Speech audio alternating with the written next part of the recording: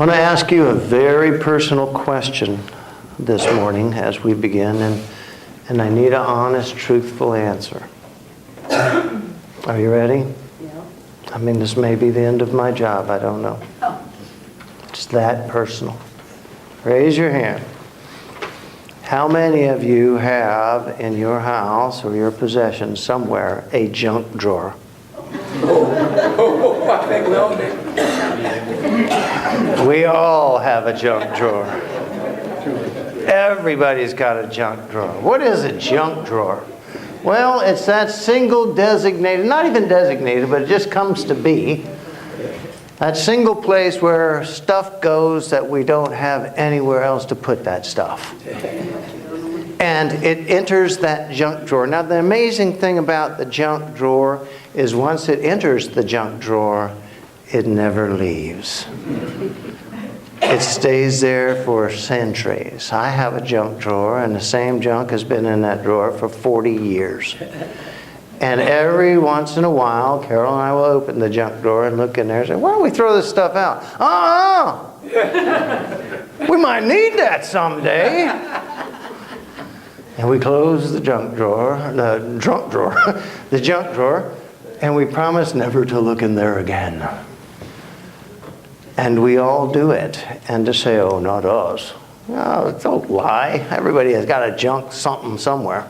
Usually near the kitchen or maybe in an office or den, but it's there somewhere. I have all the rubber bands that I've ever collected off broccoli in the junk drawer, because one day I might need a rubber band. I've got thousands of them, and I don't even like broccoli.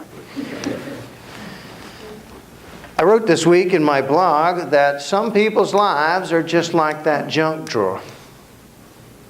Over our years of living, we collect things that at the time we thought were important or righteous or something, but usually ends out to be just what it is, pretty much useless and just junk. And we store them in our lives, and we store them in the junk drawers of our hearts and of our minds. Some people might call this a conscience or memories. Some people call it luggage, from the past. Oh, that guy's got luggage, man. Or baggage. That guy's got baggage. I ain't messing with him. Well, that's what you're referring to as junk drawer. Today's kids, they say, hey, she got junk in the trunk. And basically, we have stuff that has entered our lives and remains there, never to be opened, but as it is there, it is influencing us in probably a most unhealthy manner. Might be conscious, might be subconscious. But if it's there, then it influences us. It takes up room that we should be putting the love of God in, with all these baggages, all these bad memories, all these bad events or bad decisions or, little revenges that we never acted upon, but boy, oh, you ought to get his. And those collect over time, and that drawer gets fuller and fuller, and it really amounts to a whole bunch of hurt. Not for anybody else, because see, they can't see our junk drawer.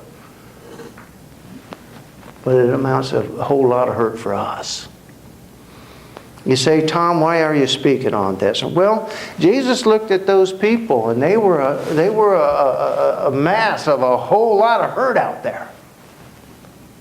And he knew it. They were oppressed. They were broken. They were, crushed down by the Romans and by any and everybody else. Even the church offered no solace, because it was demanding money, and if they couldn't pay, which they couldn't, well, then no church for you, no salvation for you. And Jesus looked out over those people and tried to encourage them. Don't give up yet, folks. God is right here. Blessed are you people who have been beat down. And we've talked about that. But then he turns around and he throws the responsibility back on those people and says, I truly, I'm going to tell you something.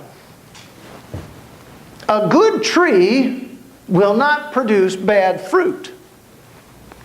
And a bad tree cannot produce good fruit. Well, what determines a good or bad tree? Jesus says, what fills your heart will become evident through your words and through your actions and through your life. If goodness and love and mercy and compassion fill your heart, if God is the priority there, then you're going to be a rather delightful gentleman or woman to be around. But if there's hate and envies and jealousies and angers and revenge and resentment and guilt, well, that's going to influence you too. That's the junk drawer I'm talking about. This Wednesday is Ash Wednesday. It's the start of the Lenten season, the holiest time of the year religiously. I know Christmas is more fun because you get to decorate your house and you get stuff. Christmas isn't the priority. Priority is Calvary. And it's there at Calvary that God gives us a place, a hill, a reminder of two things. First of all, to unload the junk in our junk drawer. And as scriptures say, let me make you clean that you can stand again in my presence. Ash Wednesday starts that. We put the ashes on our head as a symbol of, yeah, Lord, I've messed up. And I'm sorry. And all this junk I've been carrying, these angers, these guilts, these hatreds, they're influencing me and not in a good way. But like the junk drawer, Father, I just can't seem to get rid of them. Well, Calvary is that place where God says, empty the drawer. Leave it here. I'll deal with it. We're going to talk about the junk drawers this morning. First, I want you to stand up one more time.